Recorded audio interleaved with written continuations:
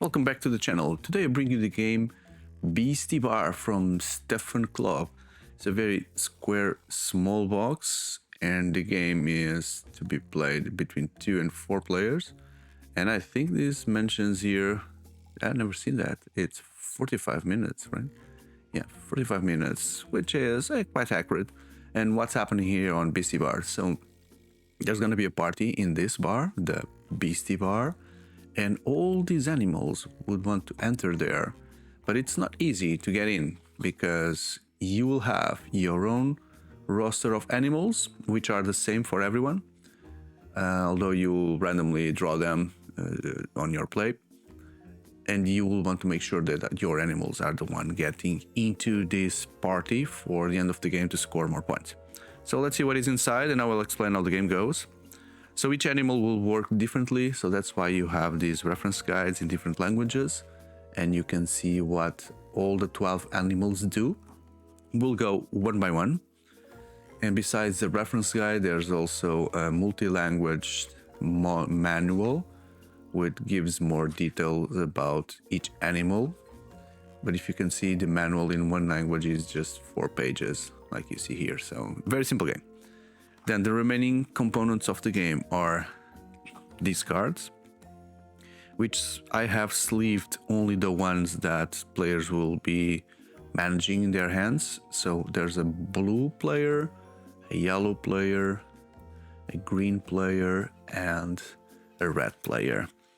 And then the remaining cards, not sleeved here, but they represent what you have on the table. So the things would look like something like, let me just move everything around. You have the party, the place where the party is happening on this side, and the security guard would be this gorilla. And then the other side represents the streets and represents that you get the kick in your ass to go away and not enter into. So if you get into this pile, it means that you got into the party, that's it, you're gonna score. But if you get into this pile, you'll never be able to score that because you've been kicked out and there's no way that you can come back, okay? And so basically the rules say that in each turn, players will play a card, they will do the effect of the card, and then the next player will also play a card. And then once there is a moment where there are 5 cards in a row, 5 cards, I'm just not looking at the powers right now, then it means that the 2 top ones, 2 in front of the party, which is here, these 2, they will have a chance to go into the party, and that's it, you manage.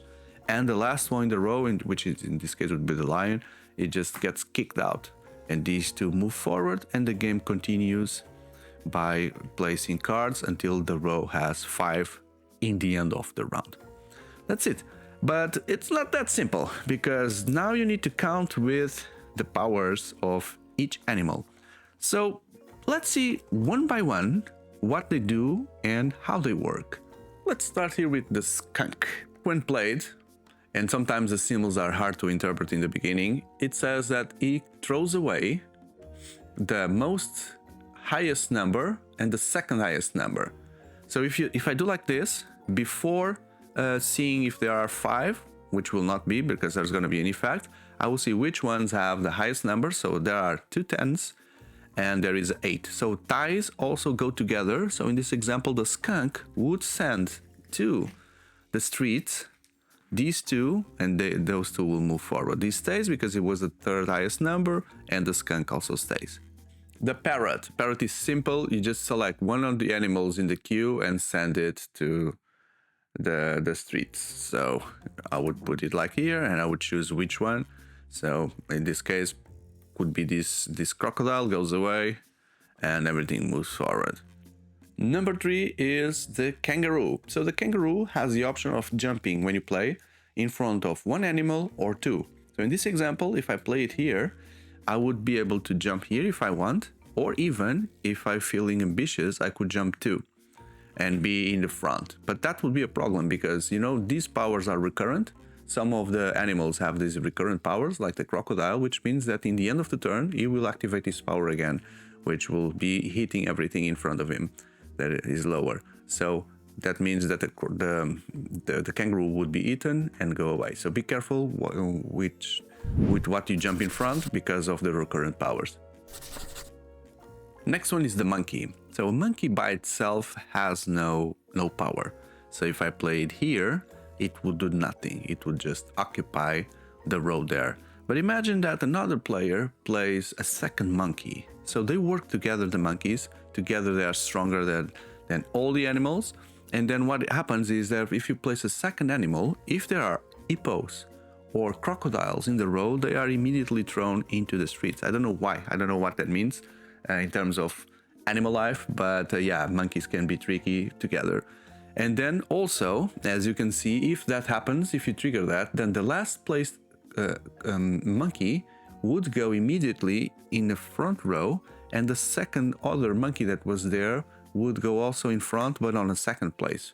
So yeah, the first player that plays a monkey, nothing happens. But if you have monkeys and you see other monkeys on the board, you should immediately invest on monkeys in order to get in front fast. Number 5 is the chameleon. The chameleon is the chameleon because he imitates other animals already in the board. So if I place here, I could imitate the seal and do the power, or I could imitate the crocodile and do its power. So basically that's it. In the end, it goes back being a chameleon for the remaining of the game. Okay, so it's only when you play that it becomes that animal, but that stops in the end of the turn.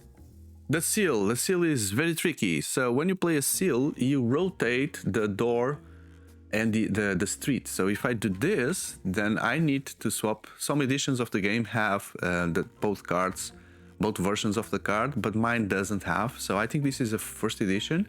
So what I need to do is I need to swap this and also swap that like this, which means that now the entrance is on this left side. So everything moves there and my seal becomes the first place, which looks good. But don't forget the recurring powers activate again. So in this case, the crocodile was here present, which means that he will activate his power again and he will eat everyone and become first in line. So actually this was a very bad play because I would kill these two seals and crocodile was still in front. The zebra. So the zebra is the protector of the weak. The zebra has a recurrent power, although it doesn't activate. What means is that the big bullies like the hippos and the crocodiles, when they try to activate their power, if they get to the zebra shields and they don't move forward. So it's protecting everyone in front of it. So in this example, imagine that let's make it different. Someone plays a seal and we activate the seal's power, and then I play my zebra, nothing happens, I'm just occupying the second place. Then someone plays a crocodile and the crocodile would eat everyone, but then stops here at the zebra, and that's it. The giraffe. So the giraffe has a recurrent power, which is it only happens on recurring. She jumps over the next animal, but provided that that animal has a lower number, so it needs to be lower or smaller than a giraffe. So for example, if I play here, nothing happens, and then in the end of the turn it just jumps over and becomes second place, and then on the end of the next turn it doesn't move past the crocodile in this example because crocodile is number 10 and giraffe is 8. So for all means it's stuck here until the queue changes. The snake is a tricky bastard because she changes the order of the row to the closer to the entrance, the highest number, and then goes lower, lower, lower. And she's not bad because she's a 9, so she would be closer to the entrance if well played. So if I do this, for example, then the order would need to be rearranged like this. Okay, she would go second because from 10 to 6, and that's it. Our friend crocodile is on number 10 and he has appeared quite often in these examples, but now it's his turn. So the crocodile has a recurring power that eats everyone in front of him if they have a number lower than 10. So in this example, when I would play the crocodile, in the end of the turn, it would just eat everyone because he sees a 2 and a 6 lower than a 10, and he goes into the first place. So the crocodiles could be very devastating because of this power. Be careful and save them when you think it's gonna be very damaging for other players. And don't forget that they also eat your animals, right? Everything affects your own animals if the rules apply. So it's not just the other ones that would be eaten, it's your animals that could be eaten by your own crocodile as well.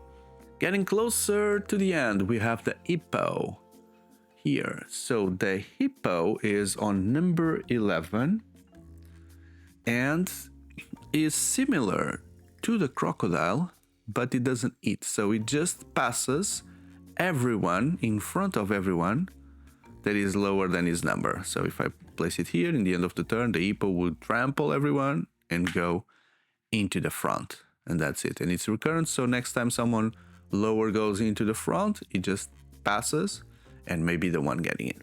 The last, but not the least, we have the King of the Jungle, number 12. So the King of the Jungle, when played, he always go first. So even if he is the fifth one, he moves in front of everyone because he is the King of the Jungle. And if there are some monkeys, the monkeys are immediately scared and they are thrown into the discard because they are very afraid of the King of the Jungle. But you know, there are 4 lions here in the game if you play with 4 players. So if there is already 1 lion and you play your there's someone else playing a second lion, it's a very stupid thing to do because there could only be 1 King of the Jungle, 1 alpha male, and is the one already on the board. Any other lion that you play, he goes he goes straight into the discard. When it comes to scoring, so there are 2 ways to score the game. Once all the animals have been, not all the animals, sorry, once there are not enough animals on the queue to do 5 and to get into the party, those remaining ones are discarded, and then you look into the party pile, and there are 2 ways to score. So you can either work like a simple version of the game where you just count how many animals of your color you got into the party, and if you have more than others, you just win. Or in case of a tie, maybe you need to apply the second rule, which is the advanced rule, because each animal, let me find here the English version, it's easier, this one, each animal, they are not worth in a points version, they are not worth the same points. So some animals are worth 2 points, which includes the lion, the hippo, the serpent, and which language is this? Wait, this is not English, so where's the English? There it is, this is the English, yes. No, it's not the English. What's happening here? Lion, hippo. Oh, the English is on this side. So lion, hippo, snake, and seal, they are worth 2 points in the end. 3 points would be the crocodile, giraffe, chameleon, and monkey. And then 4 points would be the zebra, kangaroo, parrot, and skunk. So you may have more animals, but if they are worth less points than the animals from other player, you may end up even losing, right? So yeah, this is the 2 ways that you could score. I also have a promo that I acquired. This is not part of the game that I shown you, but I have no way to show this separately. It makes no sense, so I'm gonna add here to the base game video, which is a promo of the Tasmanian Devil. So the Tasmanian Devil is not to replace any animal. It comes with number 0. So if you play with the Tasmanian Devil, you'll play with 13 cards, and you have 1 card for each player as well, and some instruction rules. So what the Tasmania does is, Tasmania, you know, it's a very chaotic animal, and his power reflects that. So he always goes in front of the row, and then you pick all other cards, you shuffle them, and you deal them randomly.